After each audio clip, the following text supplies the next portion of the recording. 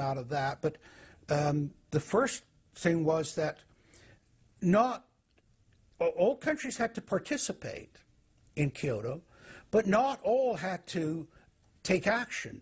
Only the developed nations were required to reduce their level of CO2. The developing nations were excluded. Now, of course, at that time, China was, and in some ways you can argue it still is, a developing nation. So it wasn't required to meet any targets under Kyoto, nor was India. The U.S., of course, held out. And what's interesting is that the U.S. Senate voted 95-0 against the Kyoto Accord, even though Al Gore was the vice president at the time. And lucky for him, he didn't have to cast a deciding vote. But so it was 95-0 against it, because the U.S. Senate saw, no, this is a socialist distribution of wealth. This is going to cost jobs and economy, and so they scrapped it completely. We're now told that you have to buy carbon offsets. In other words, if you have sinned by having a carbon footprint and by carbon emissions, you've got to buy a carbon offset, which is usually a scam. Somebody claims to have planted an acre of grass in the third world. It never happened. They take your money and laugh all the way to the bank. But they're telling you that in order to cleanse your guilt, you've got to buy a carbon offset. Talk about carbon polluters. You talk about them. It's my understanding that back in 1997, when you were vice president, Enron's CEO, Ken Lay, was involved in discussions with you at the White House about helping develop this type of policy, this trading scheme. And is that accurate? Is it inaccurate? It's been reported. I don't know, but I met with Ken Lay, as lots of people did, before anybody knew that he was a crook. Right, and clearly you can see why so many of us are concerned about this type of cap-and-trade energy tax that would be literally turning over this country's energy economy. I didn't know him well enough to call him Kenny Boy. Well, but you knew him well enough to help devise this trading scheme, and obviously we know what Enron and these big guys on Wall Street like Goldman Sachs, and I know you've got interest with Goldman Sachs. No.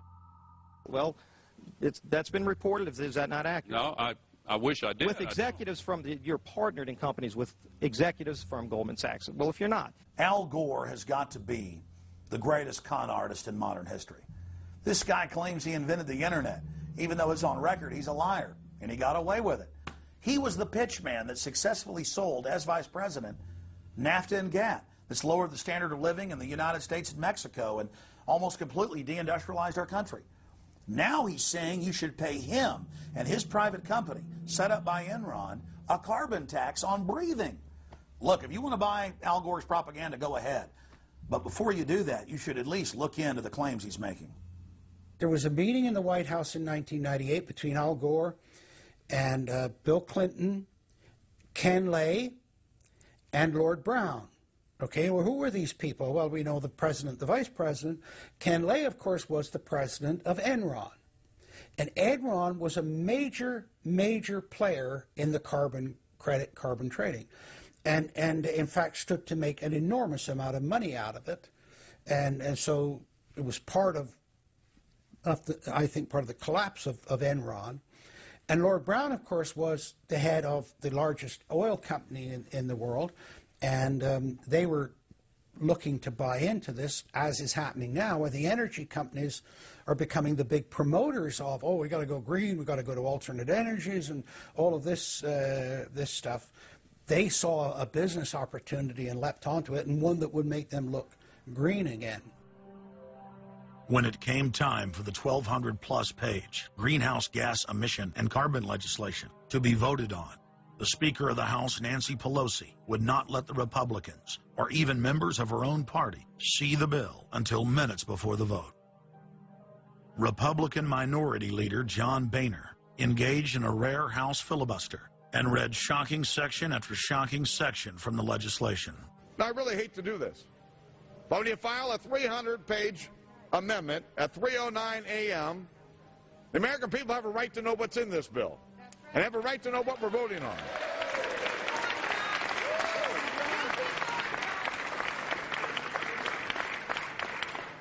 Page 48.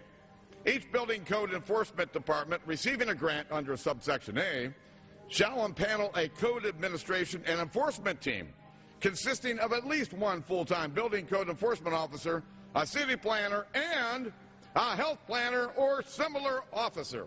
I can take you to Chickasaw, Mercer County in my district. They don't have one full-time person that works for the village, all right, not one. Look at the mandate on every city, village in America right here in this bill. So that we're not only going to tell you what the codes are going to be, but we're going to tell you how many people you need to hire to enforce this. Page 41, determine any geographic area within the contiguous United States that lacks a federal power marketing agency. Because, you know, we can't move power around the country without a federal power marketing agency. We do it today, but now we have to have a new government agency to do this. All California housing standards are now going to be imposed on every American community.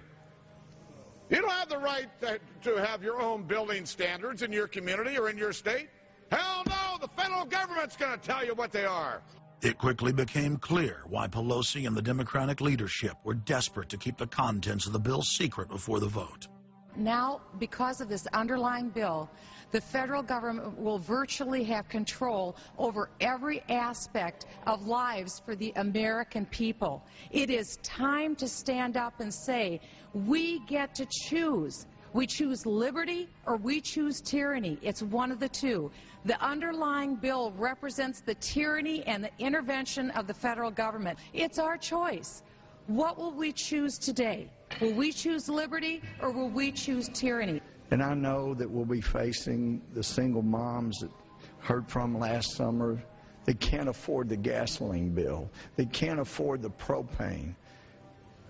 You didn't do a great thing. You hurt some really decent families struggling, trying to make it, and this is going to be their death knell. It breaks my heart. I yield back. It is, of course, a carbon tax on economic activity, farming, manufacturing, real production here inside the United States. It would tend to shut down even those miserable remains of an industrial economy that we still have after the collapse of the Detroit automakers and their related subcontractors and so forth. Every home and business in the United States would be federally regulated and controlled. Mandatory home inspections will be carried out by federal inspectors, and it's all at the expense of the homeowner. In New York, they're called the environmental police. On this day, a surprise visit to a market in Brooklyn's Chinatown. And every day you're not in compliance, you face huge fines. Go to page 235. The Secretary may set and collect reasonable inspection fees to cover the cost of inspections required. So number one, they can come in, the federal government can come in and inspect your house and send you the bill. And if they find that you're out of compliance with this new federal code, the Secretary shall assess a civil penalty for violations of this section. And then further, going to page 236, each day of unlawful occupancy shall be considered a separate violation. We're setting up a global warming Gestapo that can literally come in, and now this new term, unlawful occupancy. So now living in your home is considered unlawful under this bill. This is ludicrous. Worst of all, carbon czars in more than 35 federal agencies are given unlimited dictatorial power to tax all forms of carbon and carbon emissions. The Commissar Green Police openly brag that they will have the power to selectively enforce the new edicts on a case-by-case basis. It's funny because when I tell people what I do for a living, the first response usually is, you're with the environmental police? There is no environment in New York City. With this new power, the Green Mafia can take over the entire economy through selective enforcement. We know, Madam Speaker, that this national energy tax will cost the American people $2 trillion. We know that. We know this will result in a loss of 2.5 million jobs every year for the American people. We know that. We know this will result in a reduced standard of living for Americans. We know that. What is the point and what's the benefit? The same central banks that have stolen more than $50 trillion from national treasuries across the planet are now creating a new derivatives fraud through the cap-and-trade carbon tax system that dwarfs their previous Ponzi schemes. We've just watched a financial meltdown in this country, the likes of which hasn't been seen in some time. Now, if people like credit default swaps, they're really going to like the carbon swaps that are